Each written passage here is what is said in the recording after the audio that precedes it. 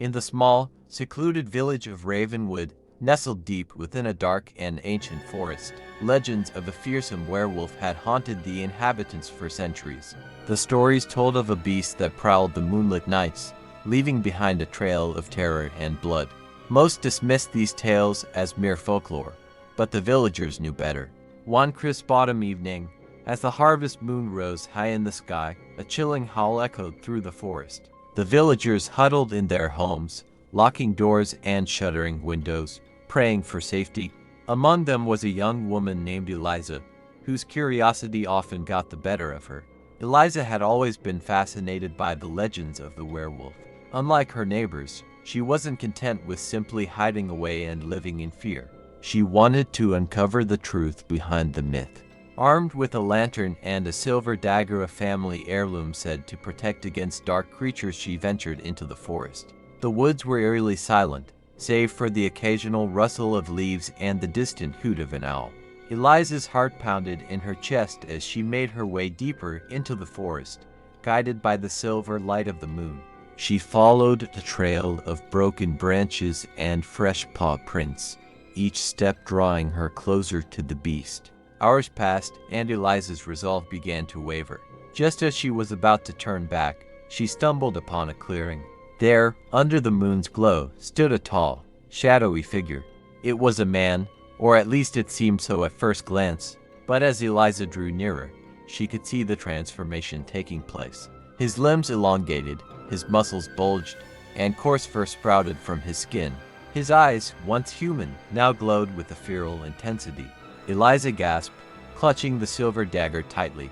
The werewolf, fully transformed, turned its gaze upon her, snarling menacingly. Before Eliza could react, the werewolf lunged. She dodged, narrowly avoiding its razor-sharp claws. With a surge of adrenaline, she slashed at the beast with her dagger.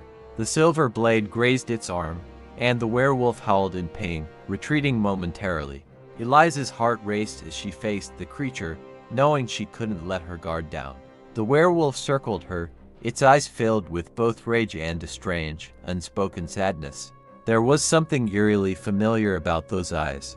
In a moment of clarity, Eliza realized the truth. The werewolf was none other than Lucas, her childhood friend who had mysteriously disappeared years ago. But before she could process this revelation, the werewolf attacked again, forcing her to defend herself. As the moon reached its zenith, the battle raged on. Eliza fought valiantly, but the werewolf's strength was overwhelming. Just as it seemed the beast would overpower her, a blinding light enveloped the clearing. The werewolf howled in agony, its form flickering between man and monster. Suddenly, the light vanished, and the werewolf collapsed, reverting to its human form. Lucas lay on the ground, unconscious but alive. Eliza, exhausted and shaken, approached him cautiously. She could see the torment in his eyes as he slowly regained consciousness. "Eliza," he whispered weakly, his voice filled with anguish. "I'm sorry." Tears welled up in her eyes as she knelt beside him, the weight of the night's events crashing down upon her. She had found the werewolf, but the mystery was far from solved. How had Lucas become this creature? And what dark forces were at play in Ravenwood? As dawn broke and the first rays of sunlight pierced through the trees, Eliza knew their journey was just beginning. The village's darkest secrets had yet to be uncovered, and the true terror was still lurking in the shadows. Eliza carefully helped Lucas to his feet, his body weak and trembling. Together, they made their way back to the village, where the first stirrings of dawn began to awaken the sleepy inhabitants. She concealed Lucas's injuries as best as she could, not wanting to draw attention to his condition. In the privacy of her modest home, Eliza tended to Lucas's wounds, her mind racing with questions. Lucas lay on the bed, his breath shallow and labored. "What happened to you, Lucas? How did you become this creature?" she asked, her voice trembling with both fear and compassion. Lucas's eyes were filled with pain and regret. "It started a few years ago," he began. "I was hunting in the forest when I stumbled upon an ancient, hidden cave. Inside, I found strange symbols and an eerie, pulsating light. Before I could escape, something bit me, something unseen. From that night on, I was cursed to transform into the werewolf under every full moon. Eliza listened intently, piecing together the fragments of the story. The cave, she said. Could it be connected to the old legends of the forest? Lucas nodded weakly. I believe so. There were tales of an ancient, malevolent spirit bound to the land, a spirit that could possess and transform the living. Eliza's heart sank. The legends were true, and the evil that haunted Ravenwood was more insidious than anyone had imagined. As she pondered their next move, a loud knock on the door startled them both. Eliza opened the door cautiously, revealing the village elder, a stern but kind man named Gideon. He looked at her with grave concern. Eliza, there have been whispers of strange happenings in the forest. We need to discuss this immediately, Gideon said, his eyes narrowing as he noticed Lucas's presence. She quickly stepped outside, closing the door behind her. Gideon, what is it? Gideon leaned in, his voice hushed. Several villagers have gone missing in the past few nights. Their homes were found empty, with signs of struggle. The council is considering a search party to venture into the forest. Eliza's mind raced. She couldn't let the villagers stumble upon the cave and potentially unleash more horrors. I understand, Gideon. I'll join the search party. We need to be careful. As Gideon left to gather the others, Eliza returned to Lucas. We need to find that cave again, she said urgently. There must be a way to break the curse and stop whatever evil is lurking there. Lucas nodded, determination flickering in his tired eyes. I'll guide you, but it's dangerous. The spirit won't let us undo its work easily. Eliza packed a few supplies and handed Lucas a cloak to conceal his identity. As they prepared to leave, a sense of foreboding settled over them. The forest seemed to hold its breath, as if aware of their intentions. They slipped out of the village unnoticed, heading towards the heart of the forest where the cave awaited. The journey was arduous, the forest path winding and treacherous. The trees loomed ominously overhead, their twisted branches casting eerie shadows. After hours of searching, they finally arrived at the entrance of the cave. The air grew colder, and an unnatural silence enveloped them. Eliza held the lantern high, illuminating the ancient symbols carved into the stone walls. The eerie light Lucas had described pulsed from deeper within. They ventured further, the oppressive atmosphere weighing heavily on them. Suddenly, a whispering voice echoed through the cave, sending chills down their spines. Turn back, or face your doom, the voice hissed. Eliza steeled herself, clutching the silver dagger.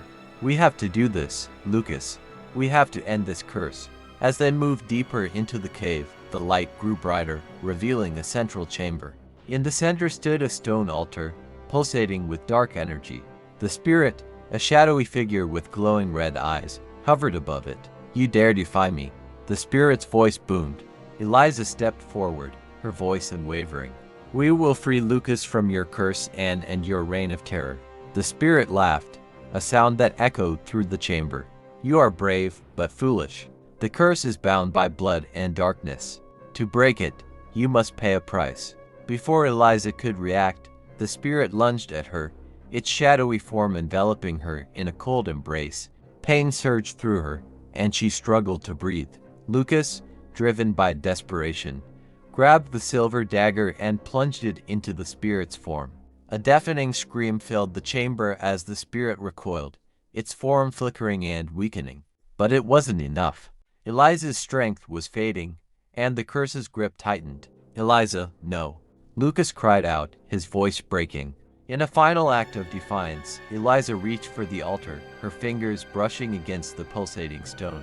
She felt a surge of power, and with her last ounce of strength, she spoke the ancient incantation she had read about in her grandmother's old journal. The cave shook violently, and the spirit let out a howl of rage. A blinding light erupted from the altar, enveloping Eliza, Lucas, and the spirit. The light grew brighter, consuming everything in its path. When the light faded, Eliza found herself lying on the cave floor, gasping for breath. Lucas was beside her, unconscious but alive. The spirit was gone, its malevolent presence dissipated. Eliza knew they had succeeded in breaking the curse, but the cost had been great. As she helped Lucas to his feet, she realized the forest still held many secrets. The villagers would need to be warned, and the ancient evil might not be entirely vanquished. As they made their way back to Ravenwood, Eliza couldn't shake the feeling that their journey was far from over. The forest had many more shadows to uncover, and the true nature of the ancient spirit's curse was yet to be fully understood. In the distance, a pair of glowing red eyes watched them from the darkness, a silent promise that the terror of Ravenwood was far from over. Eliza and Lucas returned to the village under the cover of twilight, their faces etched with exhaustion and uncertainty. The villagers, initially relieved to see them, quickly noticed their haunted expressions. Gideon approached, his brow furrowed with concern. "What happened in the forest?" he asked quietly. Eliza exchanged a glance with Lucas, then faced the elder. "We found the source of the curse, an ancient spirit bound to the land. We managed to weaken it, but it's not entirely gone. There's more we need to understand." The village was abuzz with whispered conversations as the council gathered in the meeting hall. Eliza recounted their harrowing experience, her words met with gasps and murmurs of fear. When she finished, Gideon stood, his expression grim. "We cannot ignore this any longer. The forest holds too many secrets, and we must uncover them if we are to protect our home," he declared. The council decided to form a dedicated group to explore the forest and gather any information on the ancient spirit. Eliza and Lucas were to lead the expedition, their first-hand experience deemed invaluable. As the meeting adjourned, an air of determination settled over the village. That night, Eliza couldn't sleep. The memory of the spirit's red eyes lingered in her mind, a reminder of the darkness still lurking. She rose from her bed and went to Lucas, who was resting in a nearby room. "Lucas, there's something we need to discuss," she said softly. He looked at her with weary eyes. "What is it, Eliza?" She hesitated, then spoke. "The spirit mentioned a price to break the curse. I felt a connection to the altar, a power that seemed to resonate with me. I think there's more to my family's history than I know." Lucas sat up, intrigued. "What do you mean?" Eliza sighed. "My grandmother used to tell stories about our ancestors being guardians of the forest, protectors against dark forces. I always thought they were just tales, but now I'm not so sure." Lucas's expression turned thoughtful. "If your family has a deeper connection to the forest, it could be the key to understanding the spirit and its curse." Determined to uncover the truth, Eliza and Lucas visited Eliza's family home the next morning. They searched through old books and journals, hoping to find any clues about their ancestors. Hours passed before Eliza stumbled upon a weathered journal, its pages filled with detailed accounts of rituals and ancient protections. One entry caught her eye, *, "The spirit of the forest, bound by blood and darkness, can only be truly vanquished by the one who shares its lineage. Our family bears the mark, passed down through generations. To break the curse, one must offer a sacrifice of great significance." Eliza's hands trembled as she read the words.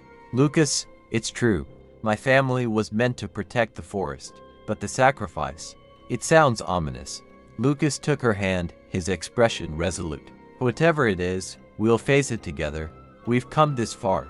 Armed with this newfound knowledge, they gathered the expedition team and set out into the forest once more. Their destination, the heart of the ancient woods, where the spirit's presence was strongest. The journey was perilous, the forest seemingly alive with malevolent energy. Strange noises echoed around them, and shadows flickered at the edge of their vision. After days of travel, they reached a clearing dominated by a massive, gnarled tree. Its roots twisted like serpents, and the air around it was thick with an oppressive aura. Eliza approached the tree, feeling a pull in her very soul.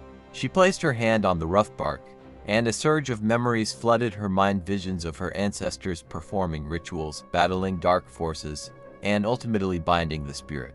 As the visions faded, Eliza realized what needed to be done. She turned to the group, her voice steady despite the fear gnawing at her heart. "To break the curse, I must complete the ritual my ancestors started. I have to offer a part of myself to the spirit, a sacrifice of my own essence." The group protested, but Eliza was resolute. "This is my destiny. It's the only way to end the suffering and protect our village." Lucas stepped forward, his eyes filled with determination. "Then I'll stand by you, no matter what." Together, They began the ritual, chanting the ancient words inscribed in the journal. The air grew colder, and the ground trembled beneath them. As Eliza recited the final incantation, a blinding light erupted from the tree, enveloping her.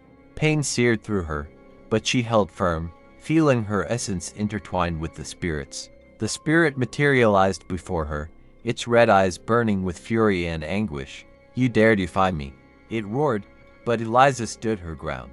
"I offer my essence, my blood, to end this curse," she declared. "Begone from this land and trouble us no more." The spirit howled, its form dissolving into tendrils of dark energy. The light intensified, and with a final scream, the spirit vanished, its curse broken.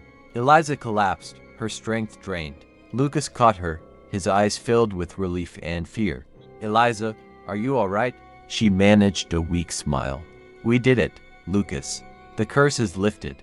As the forest slowly returned to its natural state, the villagers rejoiced. But Eliza knew their journey was not over. The sacrifice had taken a toll on her, and the true extent of her family's legacy was still unfolding. In the distance, hidden deep within the shadows of the forest, a new threat began to stir, one that would test their courage and resolve once more. The ancient woods held many secrets, and Eliza and Lucas would need to uncover them all to ensure the safety of Ravenwood. The days following the ritual were filled with a somber celebration in Ravenwood. The villagers were relieved, but a palpable sense of unease lingered in the air. Eliza's health had deteriorated rapidly after the ritual. Despite Lucas's constant care and the efforts of the village healer, her strength waned with each passing day. Lucas watched helplessly as Eliza grew weaker. Her once vibrant eyes were now dull, her skin pale and cold. He refused to leave her side, his heart breaking at the sight of his friend slipping away. One evening, as the sun dipped below the horizon, casting long shadows across the village, Eliza called Lucas to her bedside. Her voice was barely a whisper, each word a struggle. "Lucas," she began, her breath shallow, "the spirit's curse may be broken, but the sacrifice it demanded was my life. I can feel it. I don't have much time left." Lucas's eyes filled with tears, but he tried to stay strong. "Don't say that, Eliza. We'll find a way to save you. There has to be something we haven't tried." Eliza reached out and took his hand, her grip weak. "You have to accept it, Lucas. My fate was sealed the moment I offered my essence. But you must continue to protect the village. The forest still holds many dangers, and you are the only one I trust to keep Ravenwood safe." Lucas nodded, though his heart ached with the weight of her words. He squeezed her hand gently. "I'll do whatever it takes, Eliza. I promise." As night fell, Eliza's condition worsened. Lucas stayed by her side, holding her hand, whispering words of comfort and recounting memories of their shared past. The room grew colder, and a sense of impending loss hung heavy in the air. In the early hours of the morning, as the first light of dawn broke through the window, Eliza's breathing became shallow and labored. Lucas could see the life fading from her eyes. "Eliza, please," he whispered, his voice choked with emotion. "Stay with me." With a final, weak smile, Eliza looked at Lucas. "Thank you, Lucas, for everything. Remember, protect the village and yourself." Her eyes closed, and her hand went limp in his. Lucas felt a cold emptiness settle in his chest as the reality of her death washed over him. He stayed by her side, his tears falling silently, mourning the loss of his dearest friend and the sacrifice she made for Ravenwood. The village held a solemn funeral for Eliza, honoring her bravery and dedication. Her grave was marked by the ancient tree where she had broken the curse, a reminder of her sacrifice and the cost of their victory. Lucas took on the role of the village protector, dedicating himself to safeguarding Ravenwood from any future threats. But the weight of Eliza's death never left him. He spent his nights patrolling the forest, her memory a constant presence, driving him to fulfill his promise. Years passed, and the legend of Eliza's sacrifice became a tale told to each new generation. The forest remained a place of mystery and danger, but under Lucas's watchful eye, the village endured. One cold, moonlit night, as Lucas patrolled the forest alone, he heard a faint, familiar whisper on the wind. He paused, his heart pounding, and turned to see a shadowy figure standing beneath the ancient tree. It was Eliza, her form ethereal and glowing softly in the moonlight. "Lucas," she whispered, her voice carrying the same warmth it had in life. "You've done well. The village is safe, and my spirit is at peace. But your journey is far from over." Lucas felt a surge of emotion, tears streaming down his face. "Eliza, I miss you so much." She smiled, a sad, wistful expression. "I know, but you must continue to protect Ravenwood. It is your destiny now." With those words, her spirit faded into the night, leaving Lucas standing alone beneath the ancient tree. He vowed to honor her memory and continue his duty, knowing that her sacrifice had given the village a chance at peace, even at the cost of her own life. And so, the forest remained a place of shadows and secrets, and Lucas, burdened with both loss and purpose, kept watch, forever haunted by the memory of his fallen friend and the tragic cost of their victory.